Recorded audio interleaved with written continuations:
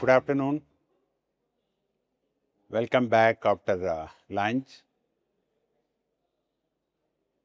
It is not easy after lunch, but it's not impossible also. I think we will have a session starting immediately with a lot of presentation to follow. Can I have a presentation on? Thank you. Actually, my job, Rakesh and others made it simple. A lot of slides, data, what I'm projecting here is already covered. So I thought I will add more than what has been written here, so that we'll have better understanding on the carbon neutrality in different segments of the building. I've taken certain direct case studies for you to understand very familiar buildings, which you can't forget. And when you get into those buildings, you can relate with this kind of building. Like example, T2 terminal in Bangalore. You might have not missed it. You would have traveled. So I'll talk about little bit about the terminal, how it has been conceived, constructed, and operated as a net zero facility. Like that, few examples I like to quote. I think I will not go too much into this. We are in this industry for 17 years. Earlier, first person inducted when Clinton came to Hyderabad to take the green building movement forward. That's where I got inducted to the green building, where nobody wanted to take green building as a subject in the country. Everybody refused. Then I said, next day I landed there, lucky to work with the industry leaders and then CM Naidu. It was a wonderful experience. From there, my journey started in the sustainability in the country, bringing lead to India, indigenizing it, working with the World GBC, Indian GBC, and US Green Building Council. A lot of work has been done. From nowhere, we have come to this level of 12 billion square feet in this country. Lucky to be part of this, witnessing from 0 to 12 billion. So I've been fortunate to be in this industry right from beginning. Net zero, this is where the whole movement started. I think immediately after this announcement, inducted for various councils, both CII, industrial body, national level, then Government of India, also state governments, to take this sustainability movement forward in the country. I'm fortunate to be part of various committees, working voluntary basis to bring some changes. I'll talk about little later on the current trend, what you will be seeing in next few years in India on the sustainability and a mandatory provision. I think I'll skip through. You have seen this 39%, very minuscule. As of now, it's going to be 50%, yet to be built, and we will be building it. This is one of the reasons why government voluntarily, we all came forward to develop a sustainability code for India. I don't know how many of you read. Code is ready, like green building. It's much more than green building, which will be launched on 23rd, 24th, we are expecting. And that will become a made mandatory for state to adopt, make their building anything more than 100 kilowatt connected load, both residential, commercial, must follow the code sooner. So that means it's going to be integral part of our construction industry and built environment. So right now it's voluntary and we are all in the field. Very minuscule construction, less than 10% goes for certification. It doesn't mean that rest of the buildings are non-green. To some extent, all the buildings in India are green, but not structured manner or holistic manner, things are getting implemented.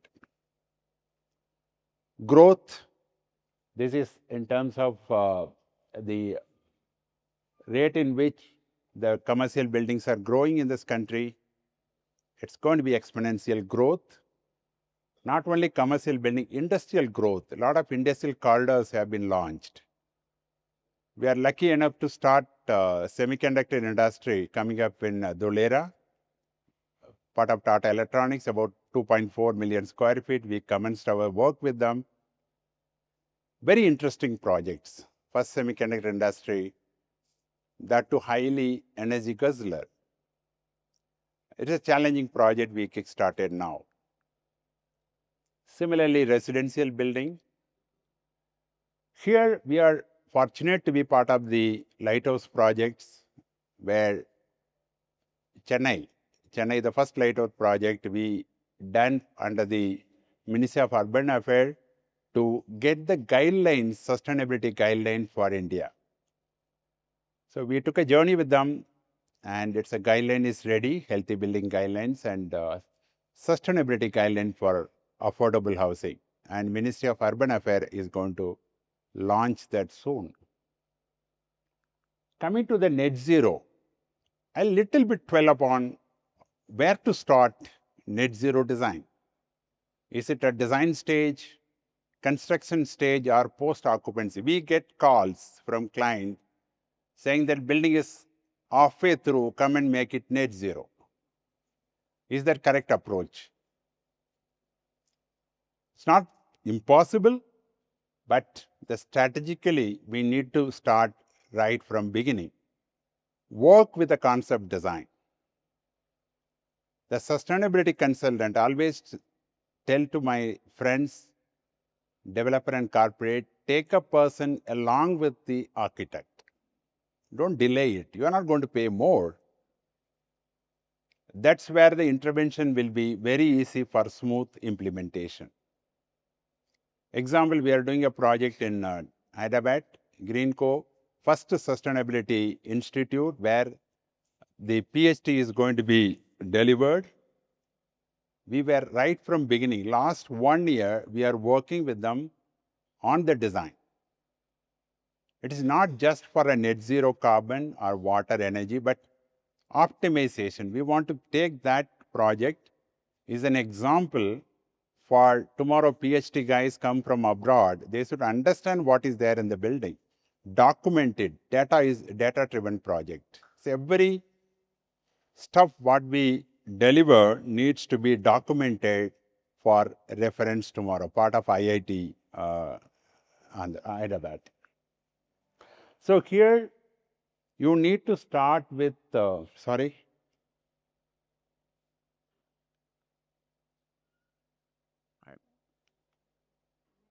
Yeah. You have to start with the building energy demand. Estimate the building energy demand to start with. Work on, I think you're all expert, I will not go deep into that. Work on building fabric. That's very, very, very, very critical. You can't touch fabric once it is constructed. Lot can be done on wall orientation, shading devices, roof treatment, integrating solar PV. There's so many things needs to be done. Let us keep the rating program aside. It's very simple. If you install, you will get it. That's not the story here for carbon neutrality journey. How do you really build your fabric so that it's insulated? You can't eliminate heat ingress, minimize the heat ingress into the building. Lot can be done. We have a fantastic software tools available for you to really optimize it. Then get into the active element. It's not that you do the energy simulation or HVAC analysis and go and fine-tune your fabric. It should be other way around. Attack on the heat ingress, then get into the active element to cool. The final element will be the renewable energy. In fact, this is what we were discussing in the Ministry of Power, that what you do with the existing stock or new building. We always say better to test your building irrespective of whichever rating you go. Are we meeting the minimum energy demand set by ECBC? Whether the rating lead never asks for meeting the mandatory energy demand, but are we building renewable energy for inefficiency? If the building is performing 10% lower than ASHRAE standard or 10% more renewable energy component added, you will get the rating. Is that the way to do the net zero performance buildings?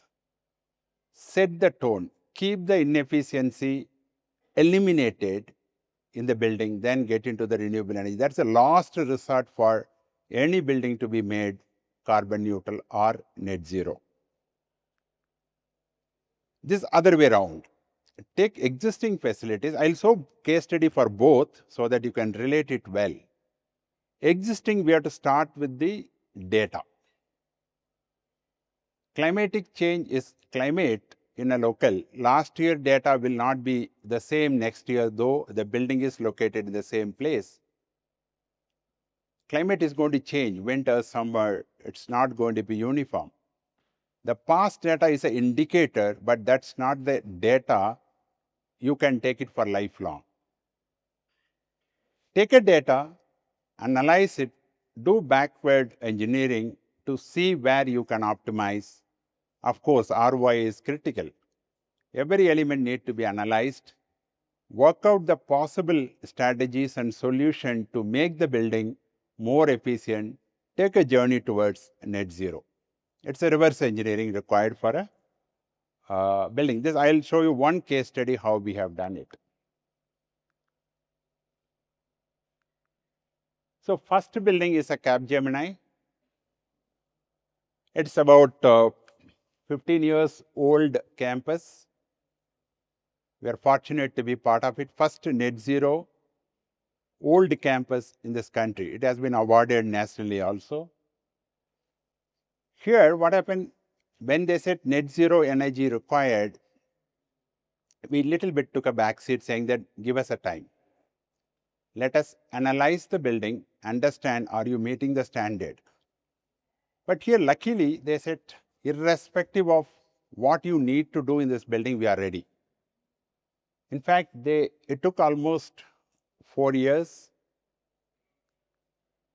achieved net zero energy, first campus in the country, way back, almost 10 years now. The interventions, I don't want to read it, but every element attempted in this building, including energy center, command center sitting here, they are operating entire world. The command center is just not for energy. We go and see, you can read the IPLV value of each chiller, and you can understand even the busbar junctions are monitored in terms of temperature. You will get a red alert if the temperature goes beyond. To that level, it has been done in the building. And there is even the parking area indicator lights are LED based, solar driven. And every nook and corner, including pathways, they have a water body is covered with a solar. So every part has been taken. Chillers, everything replaced with a high efficiency. Solar panel installed about 21% efficiency that point in time. And automatic drip irrigation, these are all trial based, we did it. They spray water on the solar every day once to clean the panels. It is just an irrigation system. A sprinkler has been installed to ensure that the panels are cleaned. BMS upgraded, data center have been upgraded to get the better BU value with a better cooling system. Entire rack has been replaced. So every point has been attempted here, the EC fans, whatever best possible, and they achieved. If you see the result, you will wonder, it's almost like 30% lower than ECBC code. And one important point we kept very clearly in this project that we will not cross 5 years payback period. Let us do the investment. Anything we do it overall, the payback should be less than 5 years. With the on-site, off-site, in fact, they are exporting some time to the grid, excess power, and it become almost 50% better than the ECBC standard. After successful implementation, now another 3 facilities in Western region has been certified, but they are very, very clear, one at a time. Now we are taking a journey with them for net zero water and waste. So they are not rushing, and when you rush it, you won't get the result, or we do mistakes. That is a beautiful building. A lot of people visited to learn how they have done it. Next, very interesting project, Capita Land, which is about 31 lakh square feet in Chennai. We have done the MEPF and sustainability together for it. Now the third phase is starting here. This is the first Indian campus, tested IGBC rating, all three IGBC net zero water, energy, waste for design. Very interesting project. Personally, I involved to deliver it well, and yesterday we were there in the same infrastructure conference in Chennai, sharing the same dais and exchanging this information to the rest of the audience. I think this is not something new for you. The basic thing what we have done is optimizing in the design. We went into each element of the project, same as that of the Bangalore airport. I'll talk about it. Right from beginning, we took a journey, ensure every element address, window to wall ratio, optimize that. Now you can say, why not 60% window to wall ratio? Why not 40%? The question comes, unless otherwise you balance daylight and heating crest and glare. All three needs to be balanced, otherwise we are doing a blunder in the building. We can't just look at the energy and do the window to wall ratio. All the three needs to be balanced. You can't eliminate glare, but how do you optimize it so that occupant inside will be comfortable tomorrow? These three elements we addressed here. Then the chillers, renewable energy, and after that they put almost close to 21 megawatt off-site solar energy to make the entire operation of Capital Land, earlier Ascendus in Chennai, make it net zero. So we took the benefit, and unfortunately being a high-rise building, they have a limitation in terms of on-site solar about 250 kilowatt, but finally we made it design compliant. Now we started, we not left, we said we will take a design rating unless otherwise you sign with us for operational rating. So we are continuing with them, otherwise no use. Design, I can do wonders and show the energy simulation and get it, but I said I want to take a journey. So we just started taking a journey for another 2 years, ensure they are getting it. So this is how the energy has been done.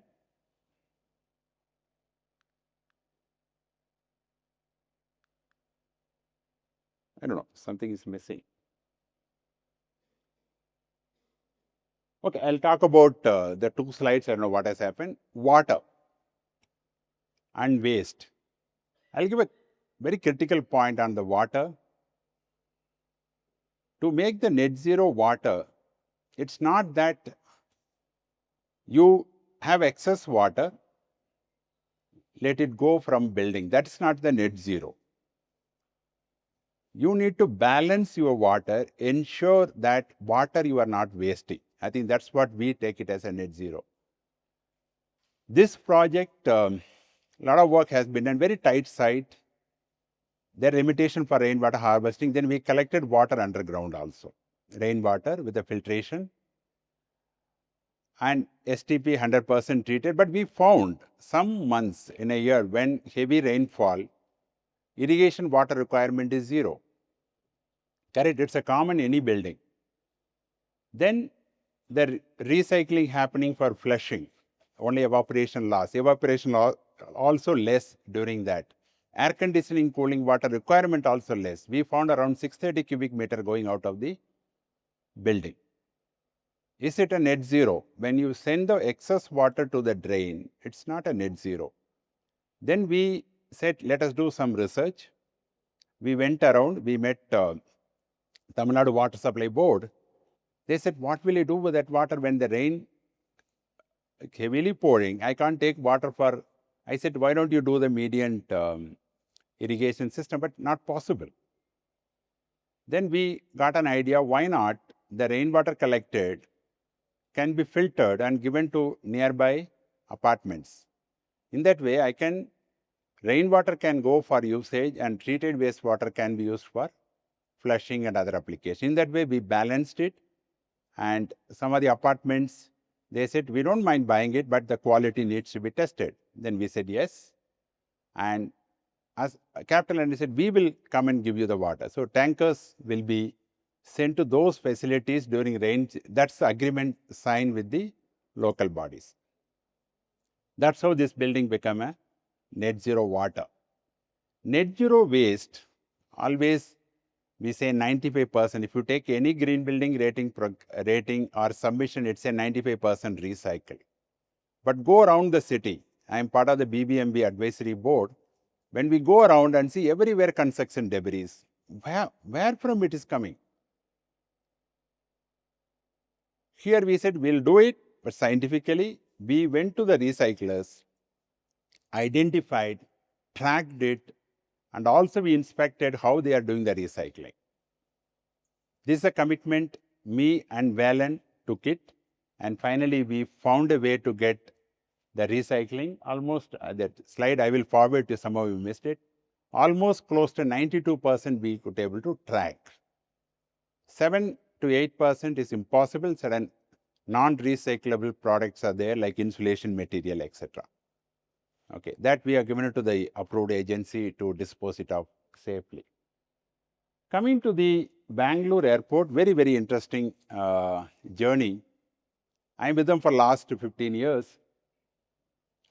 When this project came up, but luckily because I am taking a journey continuously, we were part of this design right from the day one.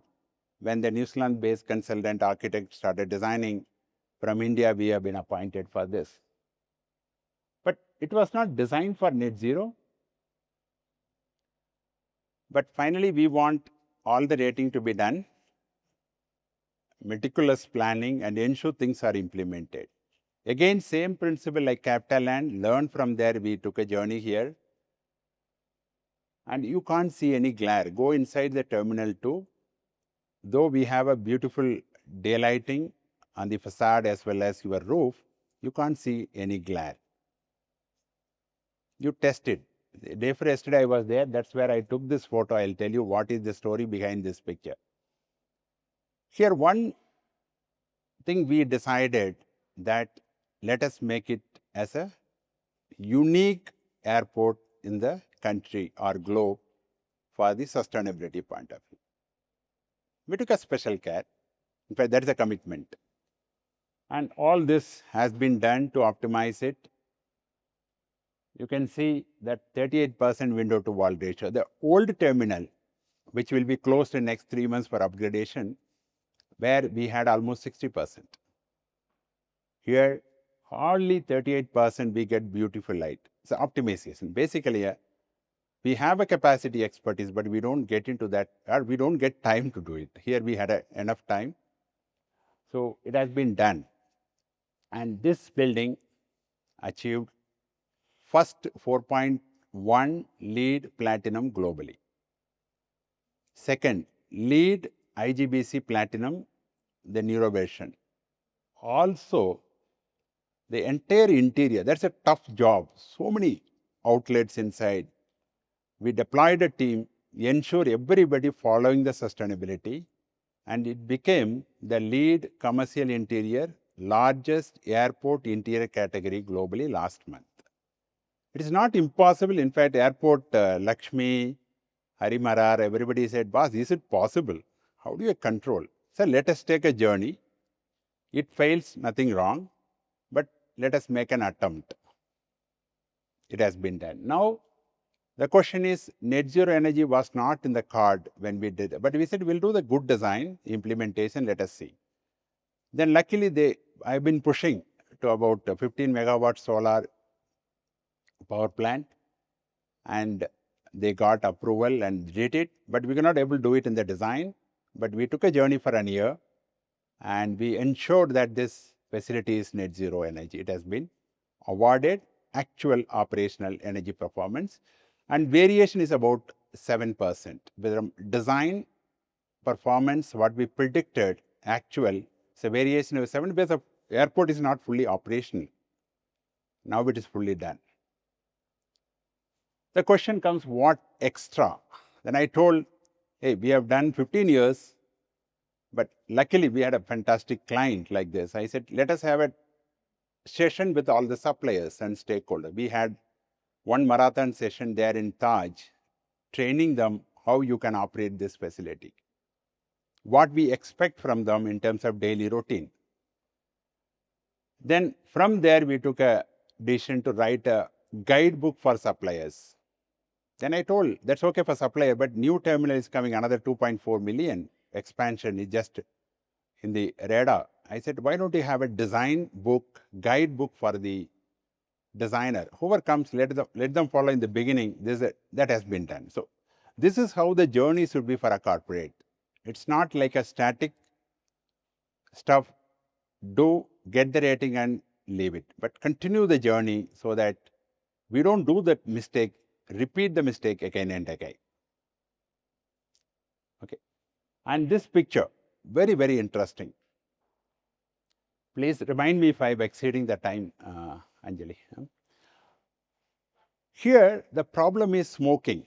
When you go to the old terminal, go around that smoking zone, you can see the smoke coming out.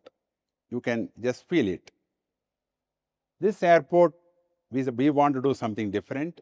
We said, we allow you smoking, but outside. And they said security reason, we can't, once the people, after security, we will not allow people to get out. I said, why don't you have a bundle wall and cover it? Balconies created. So this is a holding area. Just day for yesterday, when I was traveling, I took a photograph. Any holding area, you see the people walk, smoke and come in. This became an example for rest of the airport globally. USGBC took it, and in fact, they are writing a standard or separate code for airport. This will be featuring there. Lot of debate, discussion, argument. Finally, they agreed to do it.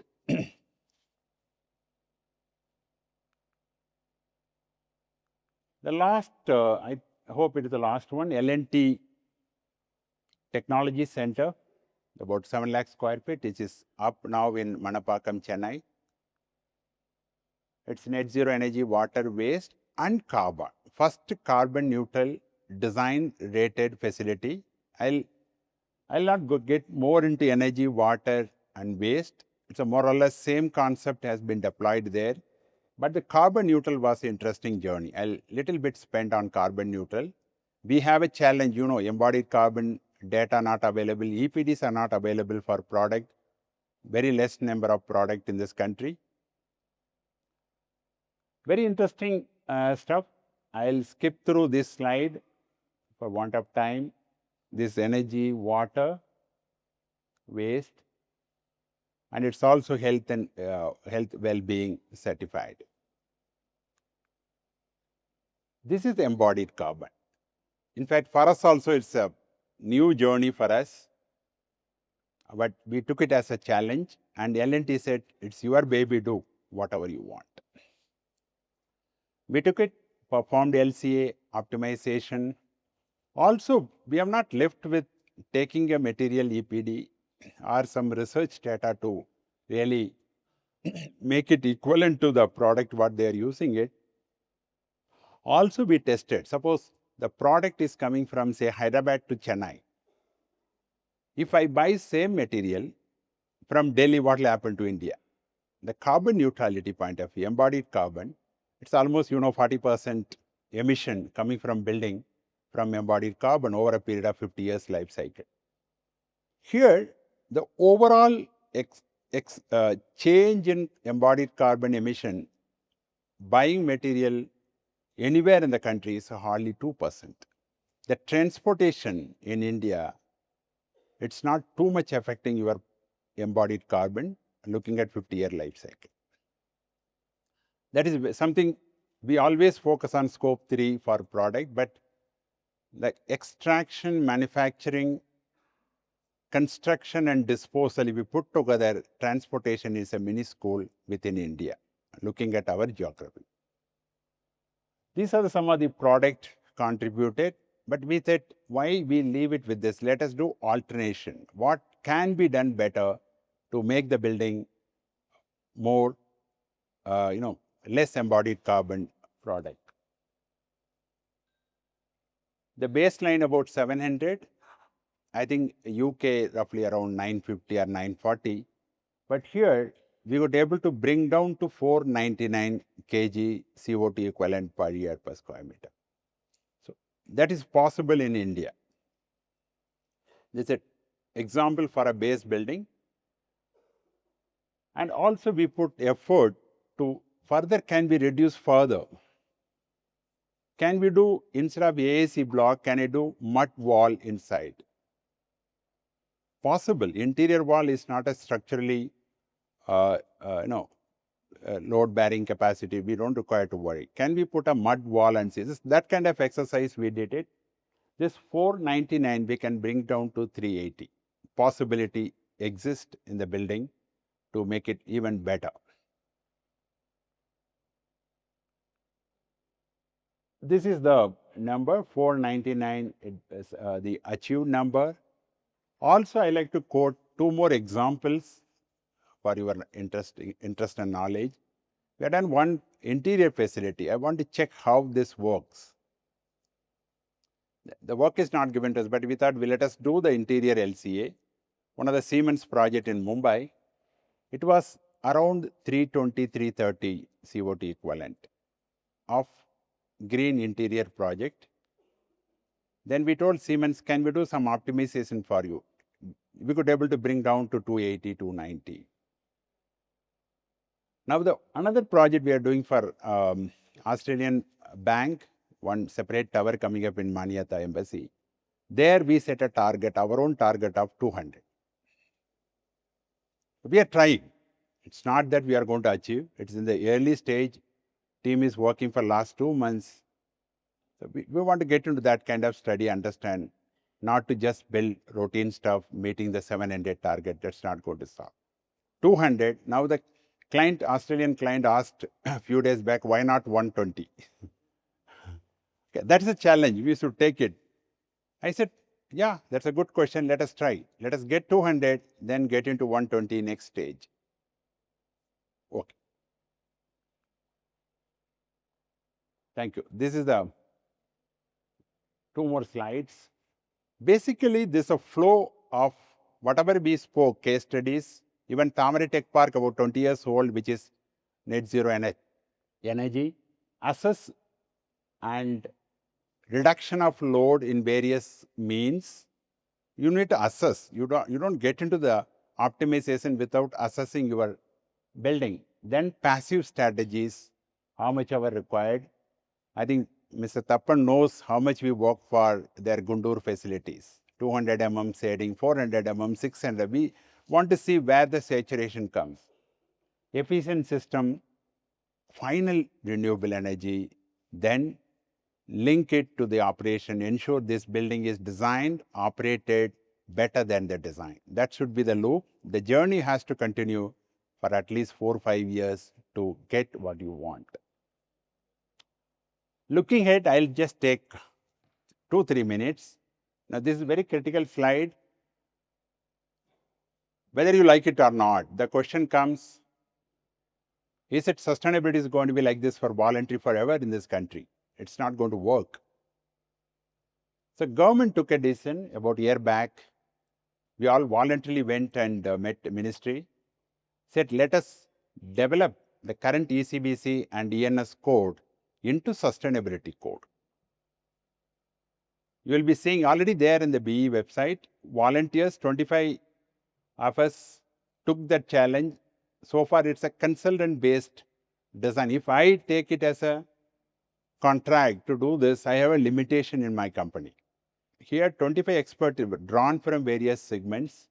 We went, said, we will do it free. We roped in another 150 people, worked for an year. This code both will be better than your sustainability IGBC lead or Griha in the country. We have taken 500 building data, From there, we arrived at it. You will have a water performance index. You will have energy performance index. All has been IoT part of it, commissioning, vertical transportation, renewable energy 5% mandate. So the many things practically we have done the analysis, and this will be out now. NBC has been upgraded. You will have 8 volumes, which is already done to have a synergy. Otherwise, the code says one and NBC says another. So we immediately approach BIS, upgrade it. It is ready, draft is ready in the final version. Then finally, I feel India, already Magesh said in the morning, we have a maximum number of green net zero building in this country coming up. If not certified, registered. Should be the capital. We have a capacity. And we have a fantastic renewable energy policy. And basically one thing which we are like a doctors for environment, isn't it? When you go to doctors, doctor profession is totally different. So that is the case. We should be honest to ourselves, high level of integrity, do this work for the benefit of our Mother Earth. I think that's ownership is right now missing in both private and government sector. That's what I feel after meeting government of Tamil Nadu yesterday in a meet. Finally, the ROI, I think we should not talk about. When you talk about environment for our life, otherwise you will have a heavy price to pay. It should be shifting from return on investment to return on environment. I think we should not talk about ROI anymore. Investment is for us, individual. It's not for anybody else. I think everybody has to own it and ensure it's for return on environment. We should not anymore talk about the return on investment. Basically, this for our own life. We always say for future, don't worry about future. Now, the sustenance in the world is tough for us to live. It's for our own life, investing for our life. Let us not worry about future. Finally, I want to leave this thought to you. We should not be remembered for wrong reasons tomorrow. They will say, so-and-so worked in sustainability, what things are happening right now. I think that's what I want to leave. We should not be remembered for wrong reasons. Let us do honest work for sustainability to protect our Mother Earth for our own life. So always, we are allowed to work with GNFSet, and we are going to have more partnership to take this movement forward. The beauty of GNFS, they've taken one journey, one movement, net zero. Unlike other councils and agencies across the globe, that's the beauty of journey. So only one, they know it's a tough job, but they've taken it. I think we'll all together will make it happen in this country or across the globe. Thank you so much for patient work.